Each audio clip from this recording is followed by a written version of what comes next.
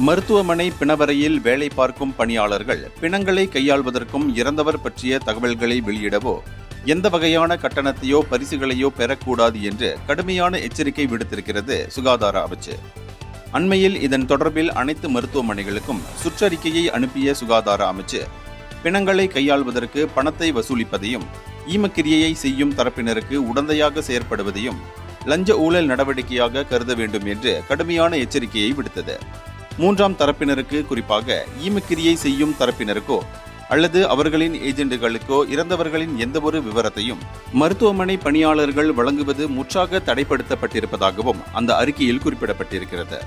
பிணங்களை பாதுகாக்கும் பொறுப்பை கொண்ட பிணவரைகளின் சேவைகளில் நேர்மை பண்பை நிலைநாட்டவும் இறந்தவர்களின் உடல்கள் எந்தவித இடையூறும் அதிகார துஷ்பிரயோகமுமின்றி குடும்பத்தாரிடம் ஒப்படைக்கப்படுவதை உறுதி செய்யவும் இந்த ஆணை பிறப்பிக்கப்பட்டிருப்பதாக சுகாதார அமைச்சு கூறியது.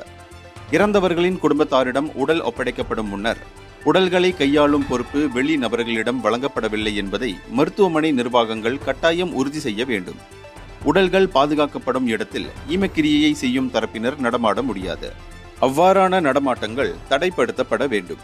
சவ அடக்கம் பற்றிய அனைத்து செயற்பாடுகளும் இறந்தவர்களின் குடும்பத்தாரால் ஈமக்கிரியையை செய்வோரோடு கலந்தாலோசிக்கப்பட வேண்டுமேயன்றி அதில் மருத்துவமனை பணியாளர்களின் பரிந்துரை உள்ளிட்ட தலையீடுகள் கிஞ்சிற்றும் இருக்கக்கூடாது என்று அந்த அறிக்கை தெளிவுபடுத்தியது. இந்தியர்களின் இதய குரல் மக்களோசை.